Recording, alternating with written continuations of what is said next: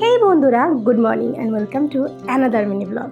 আজকের দিনটা ভীষণ স্পেশাল, তার কারণ আজকে আমার এই ছোট্ট মেয়েটির জীবনে প্রথমবার পরীক্ষা দিতে যাচ্ছে।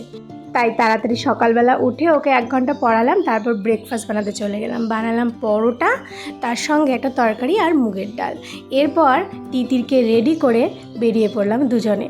সত্যি বলছি, জানো তো, আমি এখন ফিল করতে পারি যখন আমি এক্সাম দিতাম আমার বাবা মা ঠিক এতটা টেনশন কেন করতো।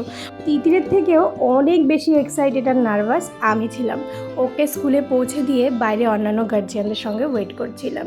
এই স্কুলে এসে শুধু তিতিরের না, আমারও অনেক নতুন বন্ধু হয়েছে।